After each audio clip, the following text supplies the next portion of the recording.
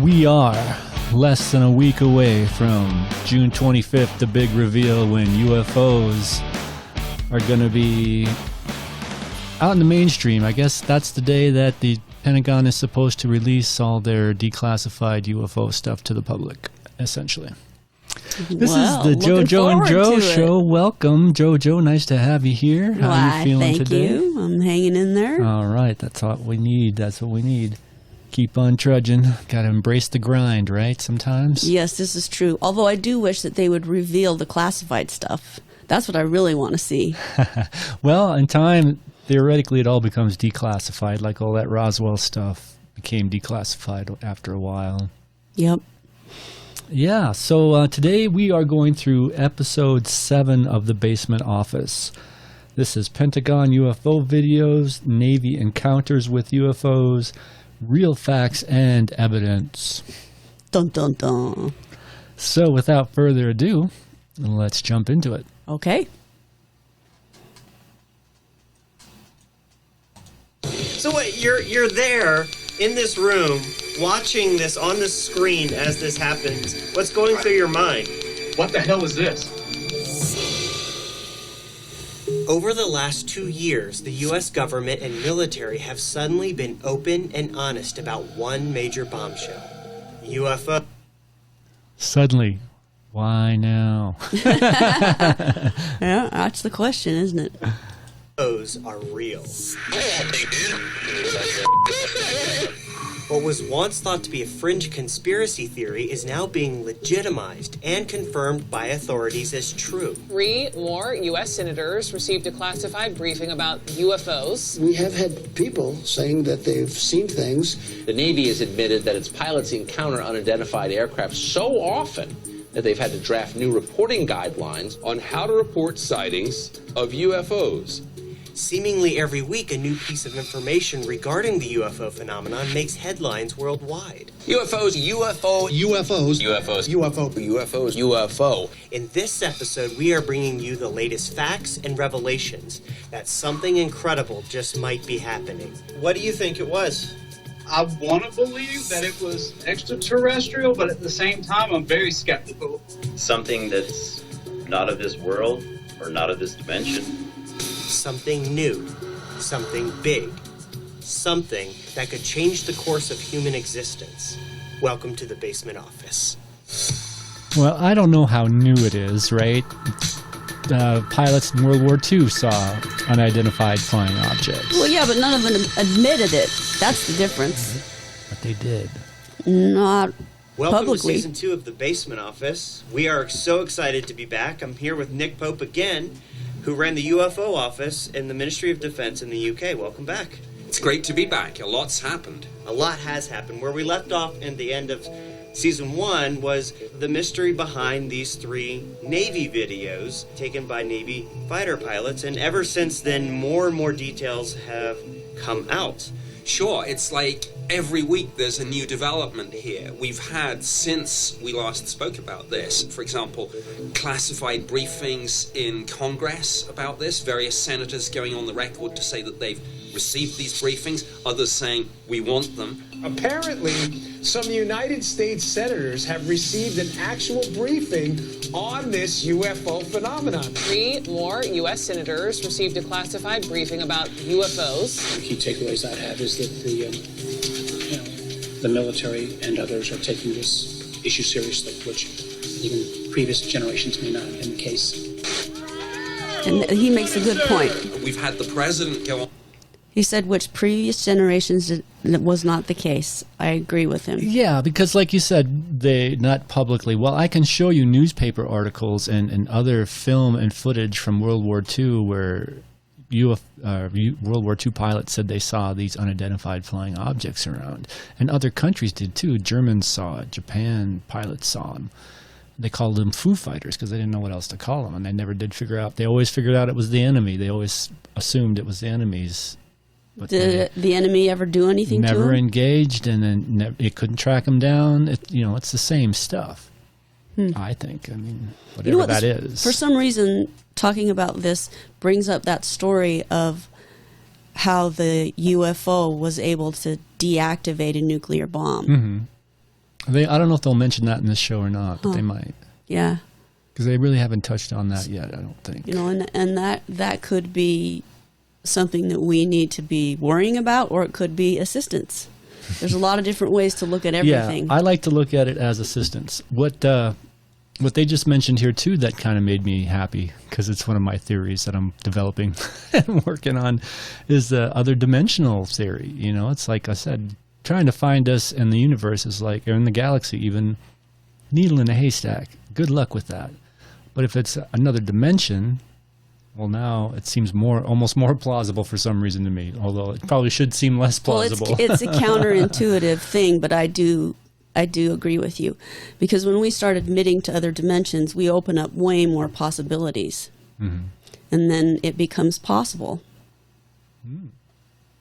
All right, back to the show. All right. On the record and respond to questions about this. You gave an interview the other day in which you said you've been briefed on unidentified flying objects. Are they real?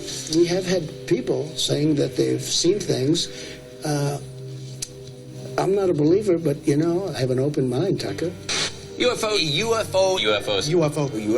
It seems like every week something is happening, and I'd like to go through some of these very specific revelations as of late. In response to John Greenwald at the Black Vault, a site dedicated to unearthing government secrets by using the Freedom of Information Act, the Navy released the specific dates of these videos. The specific time and location was not known before, and we now know that the famous Nimitz Tic Tac video, the Navy said that was November 14th, 2004. And the other two videos, the Go Fast and the Gimbal videos, were taken off the East Coast, specifically on the 21st of January 2015, 100 miles east, equidistant between Jacksonville and Savannah. So if you look at the map, pinpointed, that's where this stuff happened. They also, Navy pilots reported seeing strange lights almost daily there off the East Coast, 2014 to 2015. So what you're seeing in that video is just the tip of the iceberg, because it's been revealed this was going on almost every day. Absolutely. The tip of the iceberg, or a tip of the iceberg, if you'll excuse the pun. But absolutely. And one of the other recent revelations that caught my eye is the fact that the US Navy has issued guidance to pilots and radar operators saying what to do if they encounter these UAP. The Navy has admitted that its pilots encounter unidentified aircraft so often that they've had to draft new reporting guidelines to allow pilots to come forward. Now, they confirmed that they'd issued this guidance, but they refused to reveal what the guidance said. They said that's classified. Right, because I feel like a lot of pilots had no idea what to do. There was no protocol before. If you see a UFO, here's what you do. It didn't seem to exist, and so the Navy has said, at least, that they're going to do that. Another thing is the Navy has been pressed and pushed about what we're seeing in these videos, because it could be quite a few things. And I want to read these specific statements from the official Navy spokesman, because they're jaw-dropping. Navy spokesman Joe Gradisher said, "The Navy considers the phenomena depicted in the three videos as unidentified. This is all about frequent incursions into our training ranges by UAPs. Those incursions present a safety hazard to the safe flight of our aviators and the security of our operations." So the Navy officially says this is unknown, unidentified aerial phenomena. These things are breaking through flight zones of our pilots and are, quote, creating a safety hazard for military pilots. Now, the Navy say, we don't know. But I know, you know, the President has now been briefed on this. He said so. When you brief the President on anything, you don't go in and say, "Sir, I don't know." I don't know. No, okay, I don't know. See ya. Because the President's next question is, okay, I get that you don't know, but what is your best current assessment? When people are saying, what is this? And the Navy say, we don't know. That's not the right question. The right question is, what is the best current assessment that you must have briefed to the President? Right. I mean, here, around, for example, the Nimitz task group. This is some of the most heavily monitored and defended airspace anywhere on this planet. The idea that something slips through that air defense net with impunity, flies around, runs rings around these pilots, and then zips out again. I mean, it's the implications are profound. So, yeah, if I was president getting a briefing like this, and they said, we don't know, and I said, okay, what's your best assessment? The next question I would have for them is, what do you plan to do to find out what they are? Don't we want to know? Or are we just going to let them zip around and saying that they're unsafe for our aviators without a plan to find out? I don't know. You think they would be trying harder to find out, to capture, maybe to that's the classified contact, to, yeah, maybe so. Maybe so. We don't get to see because it's still classified. Maybe I'm sure they so. are. You know how paranoid governments are. Good point. Right? Good point. They're seeing it as a military threat. You can bet your shit they're doing something about it. But it doesn't seem like they're having any success at all. Good point. I mean, maybe they can't. And on the other hand, you know, geez, this has been going on, like we said, since World War II at least, if not longer. Well, as long as we've been flying around in the air, we've been noticing these things that we can't identify. I think that's just the truth. Yeah, and they can't catch them. They can't identify them. And they so can't contact just them. because right now they happen to be all of a sudden admitting that this is real doesn't mean that it hasn't been going on this whole entire time. It's just that our reality was saying... Yeah, but it seems like they didn't take it seriously enough, or was it they knew they couldn't catch them, or, you know, there seems to be a disconnect in there somewhere. Mm-hmm. I agree. Because, like you said, if that was a new Russian jet that came scorching through our airspace, our military maneuver airspace, where other things are not supposed to be flying, we're practicing here, you know? You'd think they'd be going out of their way to figure out, okay, where did that come from? Who's piloting that plane? What orders are they under? I'm sure they are. But have they been? It seems like they've been downplaying it. They've been keeping it low. Or is it all just top secret and we just don't know? And they won't even tell the president about it. Well, that's been the case up until now, I guess. Sure seems that way, yeah. Like I said, there seems to be a disconnect there. Well, it's called classified. Or am I just missing something? Well, the disconnect is between what? Well, like when we've seen those generals, multiple generals, one after Roswell, once after the sightings in Belgium, you know, they came out and said, yeah, we've got these things, we couldn't catch them, we don't know what they are, blah, blah, blah. You think the next thing out of their mouth would be, but we're going to find out. We are going to track these suckers down. This is uncool. Well, that's classified information, though. Even if they were Soviet jets, it would still be classified information to the general public because it represents a current threat to the United States. That equals classified. Don't you think they would want to calm the public's nerves a little bit and say, yes, we're working on this. Yes, we're on this. Yes, we're going to find out.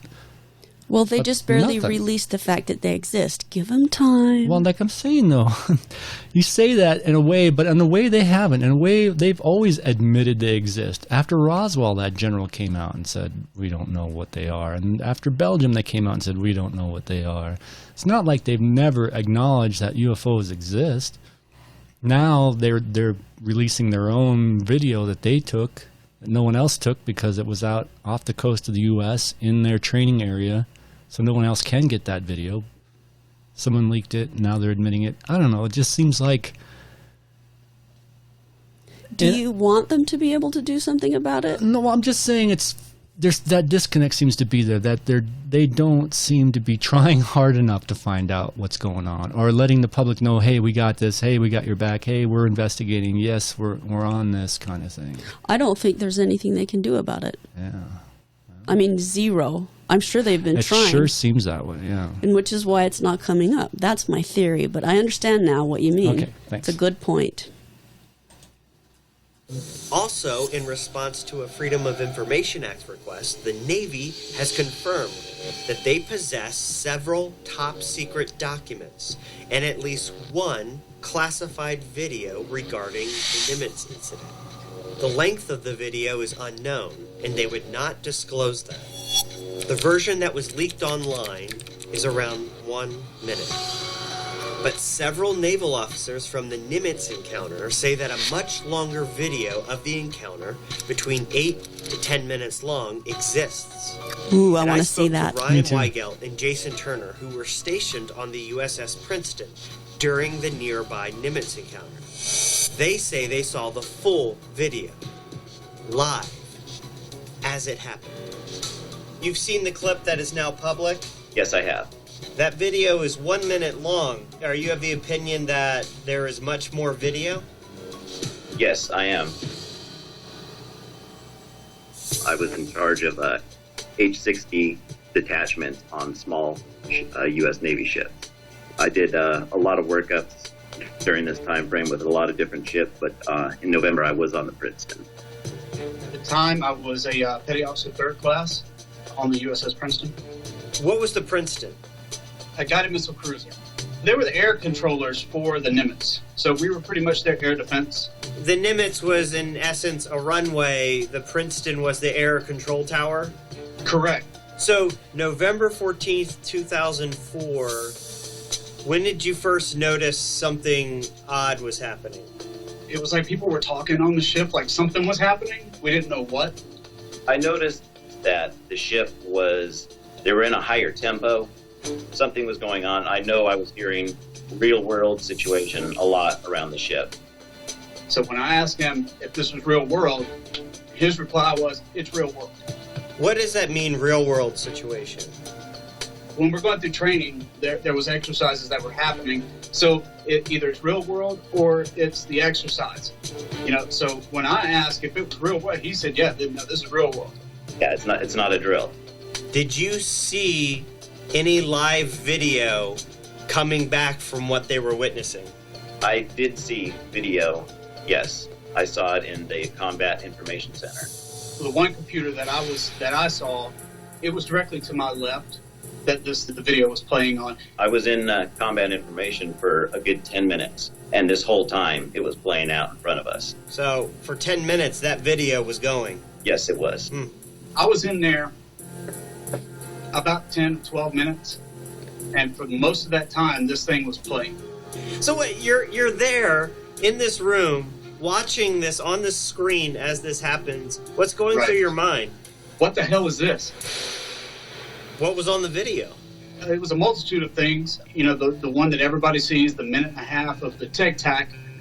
You do see that, but there's a lot of in and out, like where the thing just disappears off the screen. It's hard to tell exactly what this thing was doing. How did you observe this thing was moving? It was erratic. It would go from point A to point B at one speed from start to finish. And then it would stop. And that's where it would be. So it wasn't like there was no buildup or propulsion. What do you think it was? I want to believe that it was extraterrestrial, but at the same time, I'm very skeptical. Something that's not of this world or not of this dimension. I don't think it's any secret government technology, although it wouldn't surprise me if it was. I hope it's ours. And the reason I hope it's ours is because if we've got that kind of technology, stand by. And some of these Navy witnesses, and this made headlines, said unknown individuals, that's a direct quote, unknown individuals came aboard a Navy ship and said, give us the tapes. This is where it gets kind of interesting to me, too. It goes back to this Men in Black concept, this black ops, this part of the government that no one knows about. And this is why I keep bringing that up, is what they're going to talk about next. Okay. In 2004, I was a second-class petty officer, an aviation electronics technician in the Navy. On November 14th, 2004, where were you? I was on board the USS Nimitz. During the day, we launch the aircraft. That's one of my jobs. We have to power it up, run all the systems, send it off the pointy end of the ship, and wait for it to come back. So I actually know for a fact that plane was recording because I'm the one who turned it on before it ever left the deck. When those hard drives come back, we take them out because they're classified hard drives, so we store them in our safe. The E-2 Hawkeye comes back and lands. You go out and take the data tapes? Oh, yes. what would be the equivalent of the data tapes on the F-18s were our hard drives, and I pulled them out of the airplane. And then what happens? I want to say about 15, 20 minutes to a half hour after those came back, my commanding officer shows up at our door, but with them were two guys in Air Force uniforms, which we hadn't recognized. He asked for the hard drives that were off that flight, and it's 6 total bricks that he wanted. The normal procedure is for us to sign them out to wherever the plane they're going to or whoever's taking them. No sooner than I started writing, my commanding officer said, don't worry about it, just give them to me. He took them, he took the 2 officers that were with him, and they left, and I did not see them again. All I remember is helicopter coming in and 2 guys from the Air Force walking into the hangar bay. They were in regular flight suits, but you could tell that they were Air Force. They had some bags with them, and they walked right out. Well, the story we've just heard from those Navy witnesses mirrors the urban legend of the so-called Men in Black. Like the movie with Will Smith. Right. But for real. These dark-suited individuals who, after UFO sightings, confiscate any evidence they might have. I knew it. This is an alien, and you guys are from some government agency trying to keep it under wraps. No. It's part of the phenomenon, and always has been. And now we're hearing it from these military witnesses. Ladies and gentlemen, if you will, look right here. When we look at those 3 videos, and when we look at the wider phenomenon that the US Navy has admitted they are interacting with, there are basically 4 options. Number 1, it is some bizarre combination of pilot error and radar glitch. Dust on the camera. Bugs. Malfunctioning camera. All that. Glare, yeah. It's just misidentification. Option number 2 is that it's our own tech. Some other part of the US government has developed something. Drone swarms, for example, we hear a lot about these days. Blind testing it against the fleet to see how quickly is it detected on radar. How quickly do you get the aircraft up? Using our own military, unbeknownst to them, to test something new and see how they react to it, right? Exactly. Okay. Option 3 is that it's another country, and realistically, I think only Russia or China, and maybe the UK, could develop something like that. And option 4, something else.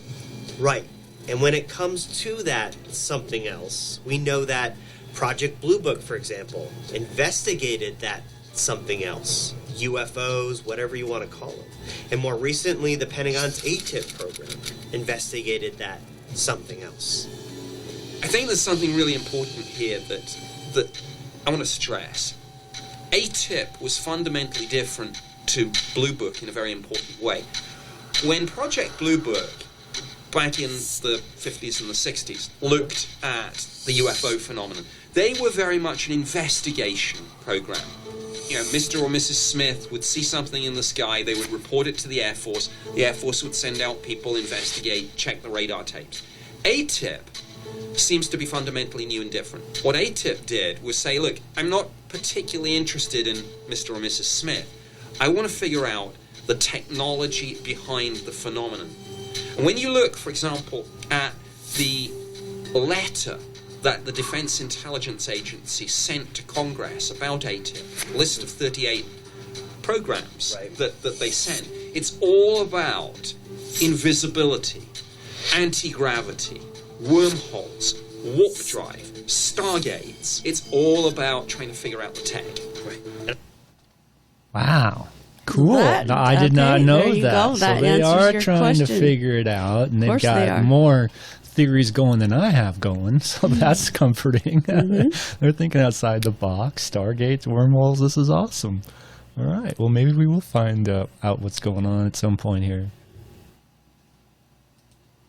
And I spoke with Eric Davis, who is actually the author of one of the ATIP documents you just brought up. He was contracted, he was an ATIP employee, and wrote one of the research studies of ATIP.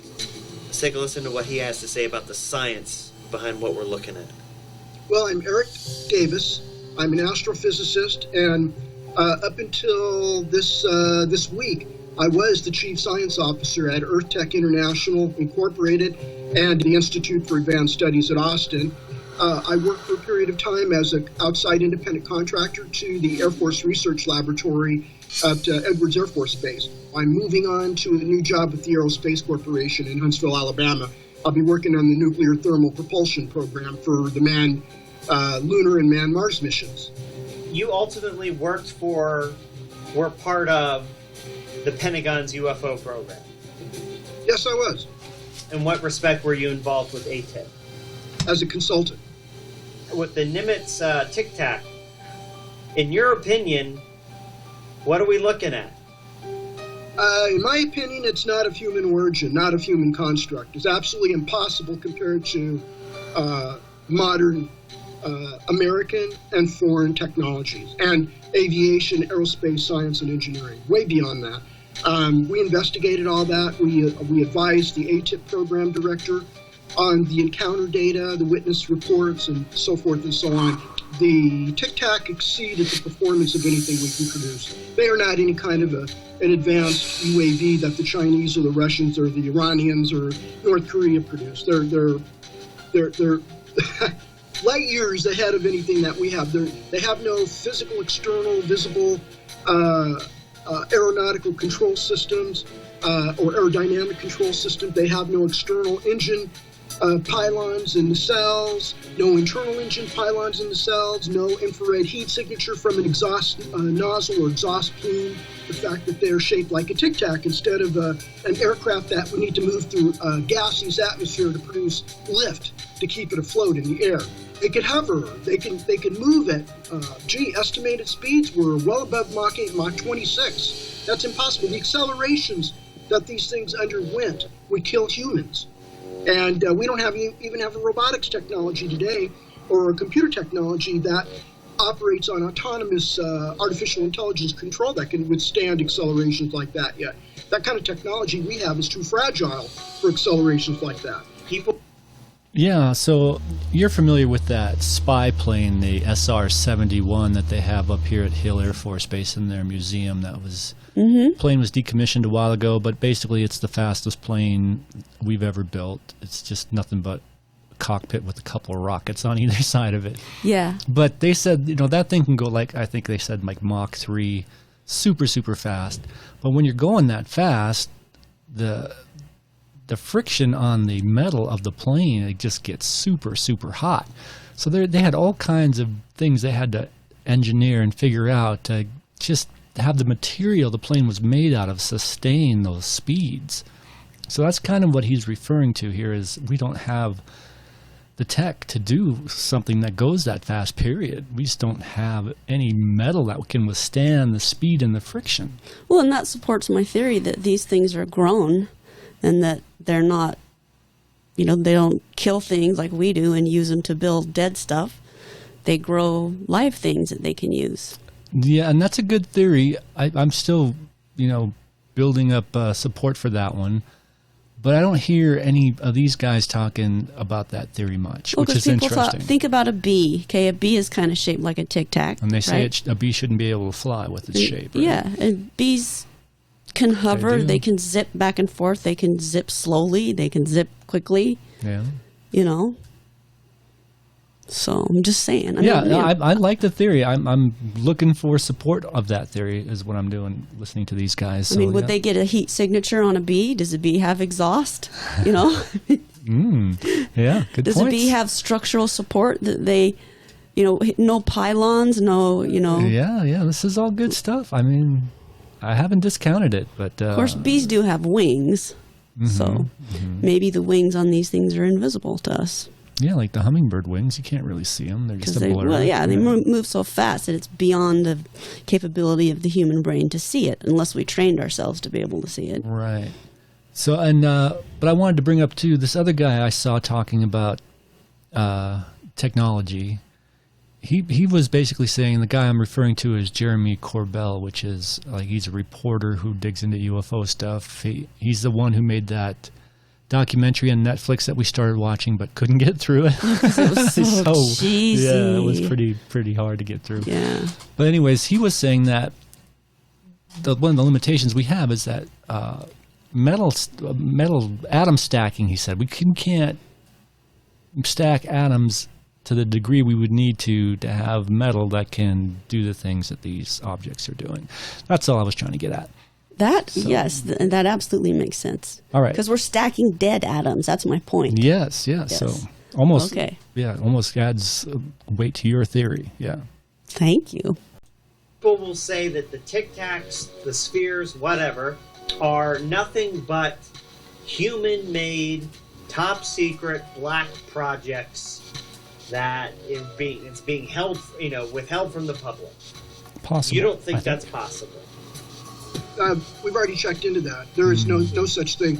They don't exist because there is no requirements for that type of technology. First of all, we don't have that technology right now. They're not. They can't be human-made.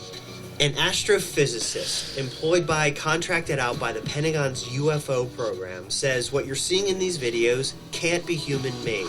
And the technology that this astrophysicist observed and studied is beyond all human comprehension, all human capabilities, all human possibilities. If there's one single thing that explains government secrecy on UFOs, it's the race to be the first nation to understand that tech and to incorporate it into your own system. It's a little bit of a cliche of mine, but the nation on Earth that first manages that, if this is what we're dealing with, is going to be the preeminent nation on this planet for the foreseeable future, politically, militarily, economically. Right. And in pursuit of that new technology, that cutting-edge technology, that some would say otherworldly technology, we have this. The U.S. Navy, the Department of the Navy, patented a wild, crazy, electromagnetic plasma aircraft. I was like, what the heck? Electromagnetic plasma machine? And you'll see, this looks like a Tic Tac, does it not? Absolutely. There are no wings, really. There are no jets. There are no traditional aerodynamic, physical things that you would see on an aircraft. The description is one of electromagnetism, plasma manipulation, and distorting the air and almost, I guess, space-time around the craft itself. One particular team. So the astrophysicist just gets done saying, oh, we don't have that kind of tech. And then here comes Steve. Oh, look at this. Patents from the military on these craft with this weird tech. Okay, but, how ridiculous is that? A, they don't know how they work. So it's a bunch of dumb drawings that then they patented because they're the U.S. Navy, so they can do that. Who cares? If they're patents, does that mean that they actually work? No. Or does it? Good point. And to me, it seems weird. Okay, if you had this tech, why would you want a patent for it? You're just basically showing everybody else how you did it. Well, you want to keep it top secret, no sense. right? Yeah, it doesn't really. It really does not. I think they go into this a little further, and they're going to answer that question that you just had about does it work? Of journalists at the Drive, they're called the War Zone. They have spent the last year digging into these patents and have discovered some pretty fascinating things. I actually spoke with them. Let's take a look. Hi, I'm Brett Tingley. I'm a freelance writer and journalist. I'm currently a contributor for the War Zone, and it's an aviation and aerospace and defense news and analysis site. Before I dive into the patents themselves, so this is Dr. Salvatore Pais. He's the guy behind these patents, correct? Correct. He's currently employed by Naval Strategic Systems Program, but prior to that, he was employed by the Naval Air Warfare Center as an aerospace engineer. And he conducted a research project funded by the Navy into high-energy electromagnetic fields. And apparently, as a result of that research project, he was able to get these 5 patents approved. Tell me, how did you get a hold of him? And once you did, how did that go? I've been emailing Dr. Pais since June, and never heard back from him. A few months ago, lo and behold, he emailed me back. And as far as I know, I'm the only journalist he has responded to. It took me this whole time to get the Pentagon to allow me to publish what they allowed me to publish. He said a little more to me that they told me I couldn't say. So you had to clear with the Pentagon? Yeah. He apparently is hidden behind all kinds of non-disclosure agreements, gag orders. He's not really allowed to talk to the press. But I told him who I was and why I was writing him.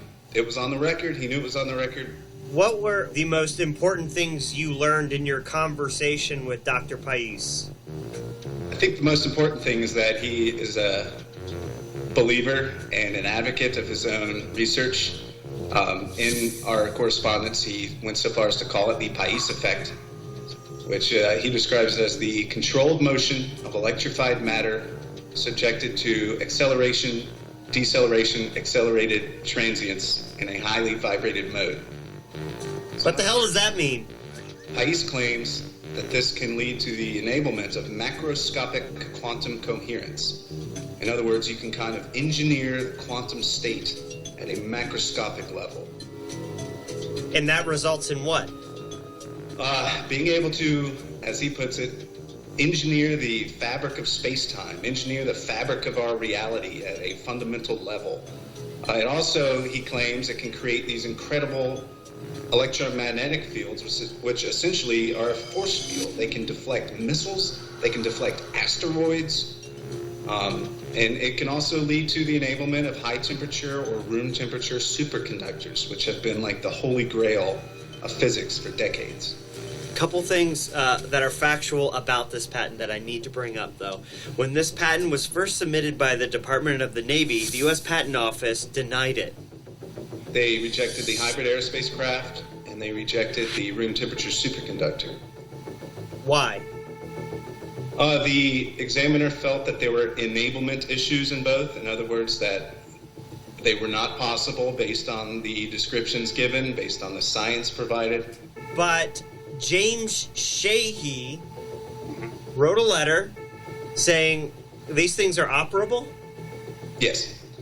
Dr. James Sheehy is the Chief Technical Officer for the Naval Aviation Enterprise. So he's one of the lead scientists behind the Navy's aviation and aerospace research endeavors. He wrote a letter in the case of both of those rejections to the U.S. Patent Office, assuring them that these patents are enabled, and in the case of the room temperature superconductor, operable. Enabled. Wait, let him say what enabled versus operable means. Okay, all right. Or enablement, according to the U.S. Patent Office, means it can be built. It's possible based on the description in the patent. Operable, on the other hand, has a very different meaning, which means there is one working. There is one in operation, at least one. Now when you look at these patents... So, yeah. They're operable, according to this one dude who wrote them, the patent office, to try and get his patents through because they were rejected because the patent office said, there's no way. Wait, what was it? They're operable? Operable. No, he didn't say that. He said enabled and enabled. Operable. And he said they were enabled and not operable. He said operable too. To all five of them? Well, he wrote about the two that were rejected. The superconductor and I forget what the other one was. I'm going to try and jump back here. Aviation and aerospace research endeavors. He wrote a letter in the case of both of those rejections to the U.S. Patent Office, assuring them that these patents are enabled, and in the case of the room temperature superconductor, operable. Okay, just the room temperature superconductor. That's what I understood. Okay, room temperature superconductor was operable, which is huge. That is a big, yeah. It's a big step. Enabled, or enablement, according to the U.S. Patent Office, means it can be built. It's possible based on the description in the patent. Operable, on the other hand, has a very different meaning, which means there is one working. There is one in operation, at least one. When you look at these patents, when you listen to some of the people who have been involved in these programs, it's almost as if you're dealing with a new physics here. Some people believe this is an attempt by the government, the Navy, to say, okay, there is a technology behind these UAP sightings. We want to replicate that technology. I mean, replicating the technology I think we would agree, is almost the holy grail of this. What's striking to me is not only the way you describe it, these craft, but the way the patent itself describes at least the potential of these craft mimics the description of unidentified flying objects, not only seen specifically in 2004 by the USS Nimitz crew, but other UFO sightings across the world. Could this patent be a version of what people are seeing? Some of the patents, even the drawings of these patents, seem to resemble many of the objects or craft seen for decades. This is a Tic Tac. I know, and that's, as soon as I saw that drawing in the Pice patent, I was like, are they trolling us? Right? I mean, how can that not be described as anything other than a Tic Tac shape? And that's the patent for the gravitational wave generator. Are you familiar with the Belgian sighting, the Belgian wave? Yes, absolutely. In the famous photo? Again, the similarities between that craft, the patent, and black triangles out of Belgium, it seems like there's a connection there. But if you really read into what Pice is describing in these patents, it seems to match up exactly with both the Navy sightings and so many other sightings around the world, as you mentioned. Could this be ultimately what the folks in the Nimitz were seeing? Absolutely. The only question, I guess, is whether the folks on the Nimitz saw one of our versions trying to replicate, or whether they saw the original. What's the chicken and what's the egg? What's the Tic Tac and what's the patent? So, chicken, egg, did they witness something not human and then try to replicate what they observed, right, and that's what the patents are? Or was what they saw way back in 2004 what, they've always, something the Navy, the military's always had, and is just now being public about it? Yes. I think the former is way more interesting. Yeah, absolutely. Within this patent, Nick, is a description of these objects' capability to move at fast speeds both in the air and under the water. This Pice effect can create an aircraft which can fly through air, space, or water equally well, completely ignoring all hydrodynamic and aerodynamic forces. That paragraph really stuck out to me because in season 1, you revealed something to me that blew my mind. Let's cut to that clip. So there have been a number of reports of UFOs emerging from and flying back into the ocean. Some of these things, I've heard them called USOs, unidentified submerged object. Just as you think you're beginning to get a handle on this phenomenon, there's a new aspect to it. They could be coming from the ocean? Put it this way. If UFOs are extraterrestrial visitors, any civilization that has mastered the secrets of interstellar travel probably isn't going to be worried by flying into and out of the water. So when you take this patent, can we pause it here for a second? That can fly. Yep. Unless you watch the movie that we watched the other day. I'm not following you. Where water killed the aliens. That doesn't mean their craft can't go in the water. Yeah, so this movie is Signs. It's an old Mel Gibson thriller. Yeah, low-budget thriller. Yeah. Well written, well produced. It was well done, I thought. But it looked like... But they were worried about the water. Spoiler alert. Yeah. You haven't seen it yet. But yeah, that's interesting. I go back to this theory that, okay, here's the timeline. Archaeological dig, we find flying saucers. They bring in Bob Lazar and plow lots of other people to try and re-engineer them or figure out the tech. They do figure out the tech. They come out with these Tic Tacs and triangles, and people see them, and senators want briefings, and presidents want answers, and well, maybe it's time we got a patent on these things. I still don't know why they would, but it looks like they're doing it for whatever Someone reason. wants to make money. It's all about the money. Yeah, there you go. Follow the dollars. Yeah.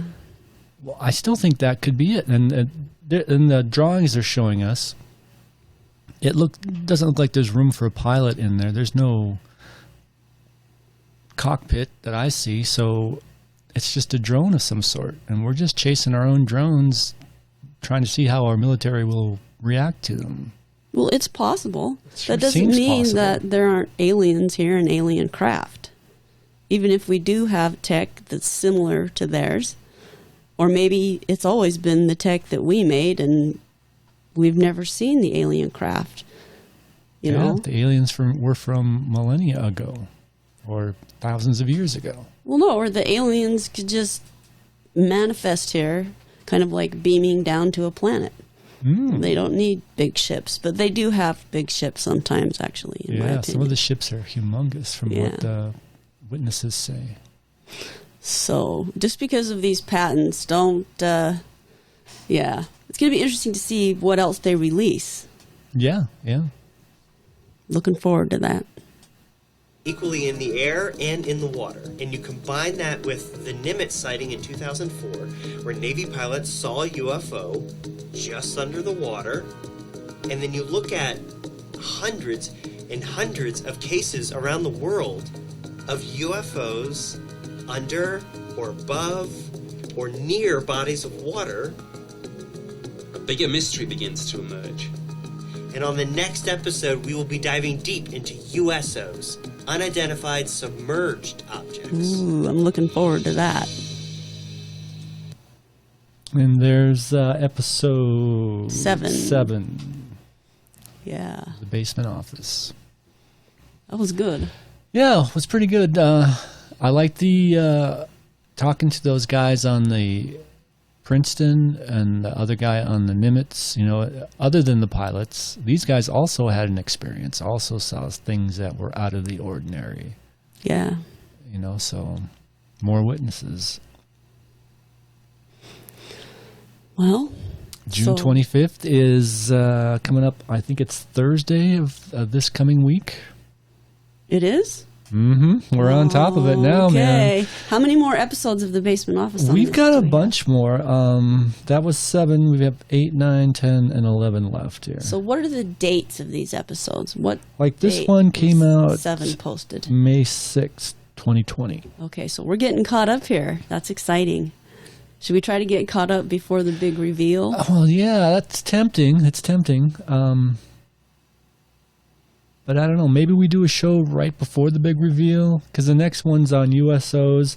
The other one I'm kind of interested in, episode 9's on World War II UFOs, because I keep I talked to you. I've mentioned in other podcasts about the first sighting of the boomerangs and how they move funny, and I've seen other videos where the military is trying to develop flying saucers. The Germans tried to develop a flying saucer of some type. You know what I mean? So it's like, why would they spend so much money and effort and engineering manpower into designing a flying saucer if they didn't have one from another country? There's no reason to try and develop a flying saucer when you have jets and planes and things that actually work. Why would you spend all this research and development money on a flying saucer unless you knew they did work? Yeah, unless you have positive evidence that there are some that work. Yeah. Where did those come from in the first place? And that goes all the way back to World War II. Well, and how do you think they built the pyramids? Well, and it could go back even further. Yeah. There's all sorts of stuff that can't be explained using our current physics. You know, or physics that have been proven. Some of the theories that are existing now in physics can explain this kind of thing. You know, just like those patents we're saying. Yeah. But I don't know. Those patents they smell to me. I don't know. There's just something. You think it's a diversionary tactic or something? I don't know. It might be publicity, so the Russians think we have something, you know, or there you go. Chinese probably, you know. I mean, a room temperature superconductor would be unbelievable, and that's the one they said was operable. Have we heard that on the news? No. You think that would make big news? Well, you remember this big scandal? Wasn't it up here at the University of Utah when they declared that they had a superconducting whatever super collider, or super, which ended up being what? A hoax. A complete hoax. A complete hoax. Yeah. So couldn't duplicate it. So it's, you know, fascinating. It's so fascinating, so much fun to speculate about because there aren't any concrete answers. Well, I think it'll, if we just keep going in order like we have been, we can discuss what's been released while we're watching that episode, Yeah, even after the big reveal, if there is a big reveal, it might just be a dud. You don't know. We can still continue and do all the episodes that they have out, I think. I don't know if they're doing any more. I think 11 might be the last one. They might be waiting. Reveal. They might be indeed. Where's your nee? It's right here. Okay, do it.